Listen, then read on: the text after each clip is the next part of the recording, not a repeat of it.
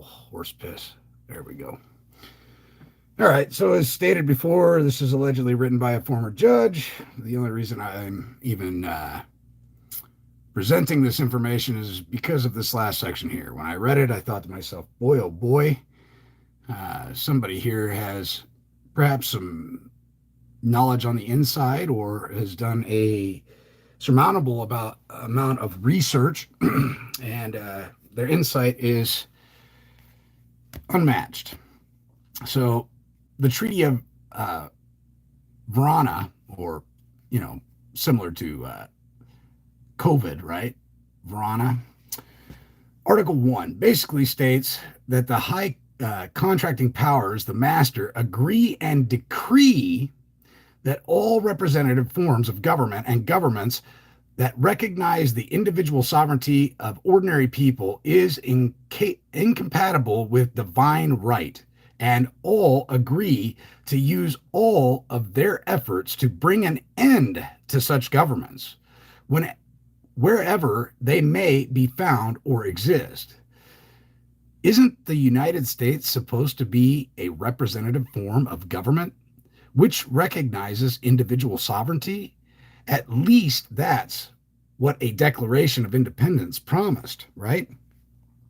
Article 2, that the high contracting powers agreed and decree that freedom of the press is determined to their existence, and all promises to adopt measures to suppress the press in all of Europe. If Americans want to know what is happening in the United States, they need to turn into the foreign news service because the American press is suppressed beyond belief. Ever since the Nixon administration and the Watergate scandal, America's press, however, will talk badly about about other countries, and the foreign press reciprocates the favor. Do you remember my earlier comment about divide and conquer? If you want to know what is happening in America, you need to watch and listen to foreign press. Article 3, convinced that religion contributes powerfully to keep the people in a state of passive obedience. All of the high contracting powers agree to take measures to ensure its continuation, and a written accolade is directed to the Pope for his efforts to create and continue those measures. An example of the measures they are speaking of involves the King James Bible. Ergo, the King James version of the Bible was concocted by the king under the guidance of Pope Innocent III. This is the king who was convinced by the Pope that the Pope was God's representative on earth. This collaboration was kept secret to conceal the truth of their manipulation of the prophet's written word. If you can locate an ancient manuscript of the Bible, which predates the King James Version, you will discover that during the crucifixion of Christ, it is written in the ancient text that Jesus said, "Forgive them not, for they know what they do." In the King James Version, it is written that Jesus said, "Forgive them, Father, for they know not what they do." The King James interpretation represents a passive version and is in keeping with the purpose and accolade mentioned in Article 3 of the Treaty of Verona, which sounds a lot like Corona. The King James Version of the Bible is most popular version today and is presented to the masses by all government-controlled Christian religions. Passive obedience, however, is not taught or practiced in the Muslim religion. What was the lie our government used to explain the involvement of the armed forces of the United States and England in the Middle East? I remember Muslim leaders screaming that this was a jihad, a holy war, and our so-called leaders denied the allegations.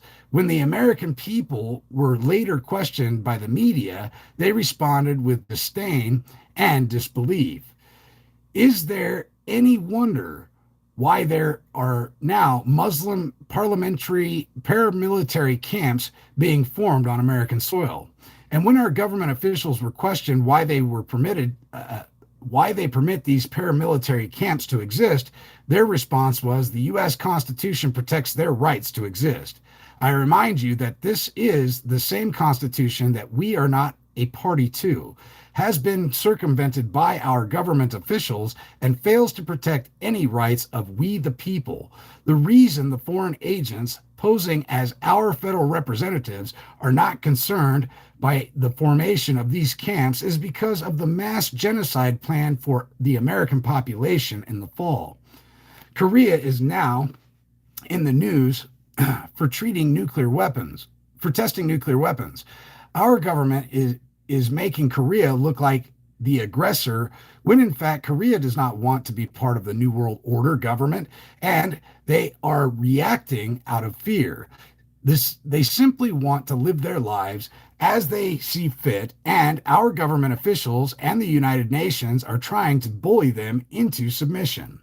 The following further exemplifies the power of the Vatican in America. If the sovereign pontiff should nevertheless insist on his law being observed, he must be obeyed. Ben 14D, whatever that means. All right. Pontifical laws, moreover, become obligatory without being accepted or conformed by secular rules. Hence, the just national federal law or the exceptional ecclesiastical law prevalent in the United States may be abolished at any time by the sovereign pontiff. Elements of Ecclesiastical Law, Volume 1, pages 53 and 54. This passage is saying that the government has no authority to abolish or change ecclesiastical law in America, and that only the Pope has the power to do that. Keys to the Conspiracy. Alice in Wonderland, a famous children's story by Leo J. Carroll, which was his pen name. The author's true profession was that of a lawyer who had a conscience, another oxymoron. Leo J. Carroll was English and was privy to the early scheme and conspiracy to destroy all the world's governments and eventually replace them with one world government. So he instituted his own plan to inform the world's population about this nefarious conspiracy by writing about it in a children's story. He figured that parents would buy this book, read the story to their children, and when the real conspiracy began to unfold, the parents would identify with his story and rise up against the evil. Kudos to Leo J. Carroll, but unfortunately his plan was too quick and the piece of the conspiracy was too slow and methodical for anyone to make the connection. Consider this information. During my research, I discovered a congressional record from the 1930s, which was a report compiled by an expert in counterintelligence hired by the British Parliament. The report detailed a plan or method to be employed by Parliament and the United States government for the complete takeover and destruction of the U.S. representative form of government. The report was sent to our Congress for review, and then there was an argument from certain members of Congress who insisted that the report be recorded as top secret. Out of a fear of reprisal, should the American people discover its existence. The opposition members of Congress argued that the American people are functionally illiterate and too preoccupied with their own personal comfort to be concerned about what we do.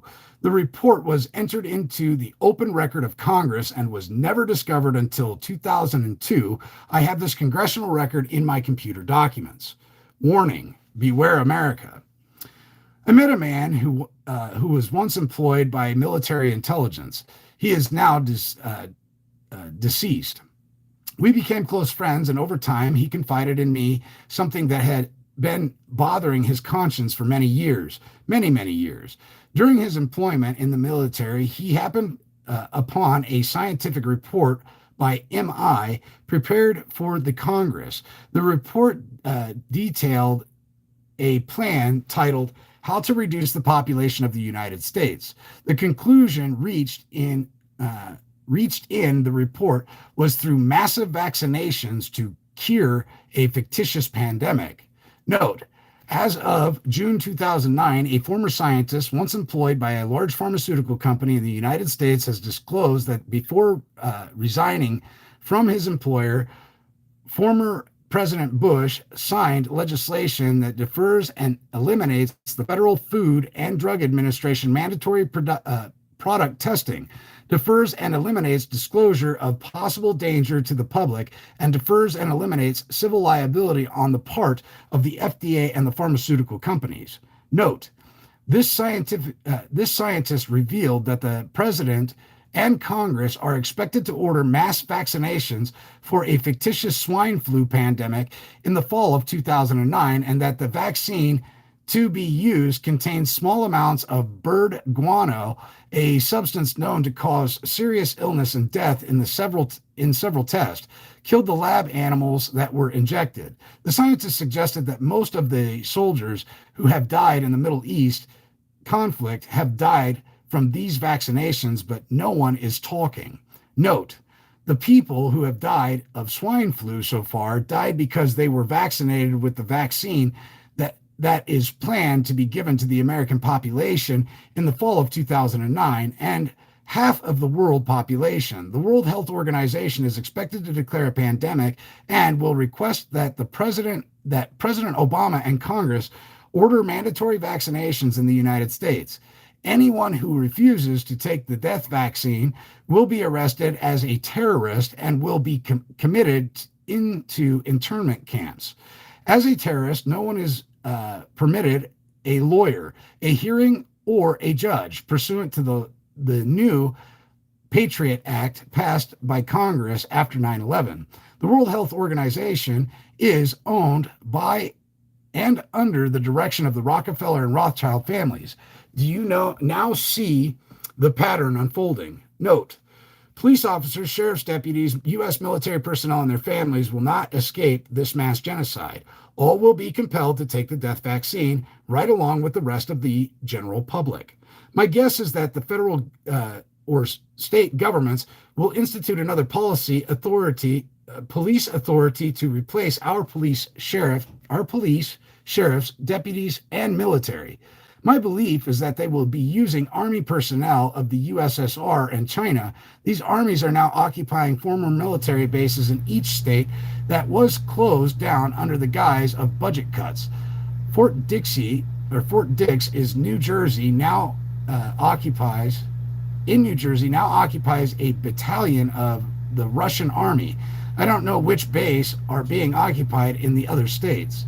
Note, one closed military base in each state has also been converted into an internment camp. The Halliburton Corporation was hired by the federal government to modify each base and install maximum security buildings. Why would the United States require so many large internment camps? One camp should be sufficient, because these camps are expected to receive thousands of innocent Americans who simply refuse to submit to the death vaccine. Note, Homeland Security is in charge of these camps, and they have been training personnel to man these facilities since 9/11. According to one informant, the personnel have been told that anyone committed into their custody are members of a homegrown terrorist organization suspected of inflicting biological warfare upon America. The innocent people shot or interned will be blamed for the planned mass genocide being committed by our own government leaders. The want ads in the newspaper and on the internet by Homeland Security seeking to employ people to help fight terrorism are the jobs they are attempting to fill at these internment camps. What I don't understand is why the members of the press continue to follow orders by not reporting anything when, from what my group of internet researchers have been able to determine, only members of Congress, the bar, federal police, and their families will be protected and exempted from these vaccines. The members of the press will be forced to submit to this death vaccine the same as everyone else. Note, I have pictures of hundreds of thousands of plastic coffins purchased by our government, which are being stockpiled in New Jersey. These coffins are for the burial of dead Americans during the planned mass genocide. I also have the statements by the scientist. He has been making radio announcements from a private radio station in Chicago attempting to warn the public of this planned mass genocide. And I have copies of a complaint and restraining order recently filed with the FBI by an Australian journalist charging the FDA, the World Health Organization, and the US federal government is planning a world pandemic against the populations of the earth, and that the United States population is expected to be decimated. Beware. 3. I met an elderly gentleman while living in Virginia. Somehow, our conversation moved from the weather to the death of JFK, and then the death of Franklin Delano Roosevelt. I confessed to the gentleman that I had located executive orders signed by the President Kennedy 6 months before his assassination, and that in those executive orders, President Kennedy disclosed that he and his brother Bobby, the Attorney General, have uncovered evidence that the Federal Reserve Bank was instituting a plan to undermine the American economy. President Kennedy ordered the dismantling of the Federal Reserve Bank by these executive orders and ordered the U.S. Mint begin printing and circulating silver certificates to replace the Federal Reserve notes in circulation. These facts were never presented to the special commission appointed to investigate JFK's assassination, and these executive orders were never repealed. However, the Federal Reserve was never dismantled, and after JFK's assassination, the U.S. Mint ceased the printing of silver certificates. In the years to follow, the Federal Reserve Bank attempted to remove all those silver certificates from circulation and destroy them.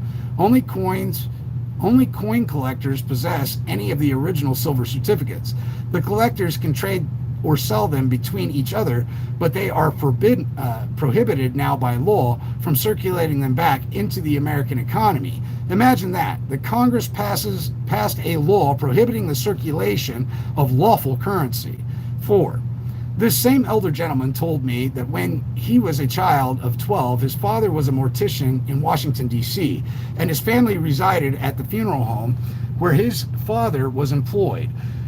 His funeral home was eventually engaged by the White House to embalm the corpse of President Franklin Delano Roosevelt upon his death. The elder gentleman then asked me, "Do you know why Franklin Delano Roosevelt's funeral was a closed casket when he died of natural causes?" I didn't know the answer. The elder gentleman responded, "Because my father didn't know how to hide the bullet hole to his head." The man went on to elaborate how the Secret Service and the FBI had visited the funeral home during this time frame, and made everyone swear under threat of death not to reveal what they saw or knew. Nothing was ever reported to the public or printed about it in the history books, and I am too old now to give a shit about their threats. Just in case the old guy was simply trying to best my research on JFK, I wrote down the name of the funeral home and his last name. Once I entered my vehicle later that afternoon, I began to research Franklin Delano Roosevelt's death and burial and discovered that the name of the funeral home matched. I then found a census report for Washington, D.C. of that year and discovered that the old gentleman's father was in fact the mortician, and he resided at the funeral home with his wife and 2 children. 5. Not knowing as much then as I do today, I telephoned the Washington Post and spoke to Bob Woodward, who was one of the 2 famous investigative reporters responsible for bringing down the Nixon administration. I told Mr. Woodward about the possibility that Franklin Delano Roosevelt had been assassinated in office and was covered up. I gave him what information I could and told him that I hoped he would be able to solve this incident as well. This was 7 years ago, and nothing has ever printed, discussed in the Post, or was ever released by any news service. 2 years later, I found the evidence of the Treaty of Verona and many other details discussed herein, which strongly suggest that freedom of the press no longer exists in America, if it ever did. Some of you, doubting Toms, may want to argue with me that if this is such a huge conspiracy, how is it that you and your internet friends can research everything on computers and write about it? The answer is that our masters and their government agents are quite full of themselves. They have intelligence, wealth, influence, and absolute power and control over everything and everyone on this earth, but they are human and suffer the same common frailties that every powerful leader has endured since the beginning of time: fame and the desire for recognition. They can't talk or brag about their conspiratorial accomplishments while they are alive out of fear of retaliation, which is in direct conflict with their human egos. So, they are forced to settle for their accomplishments to be recorded in expectation that one day the matrix will be revealed and they will be recognized, revered, and ogled by future generations of their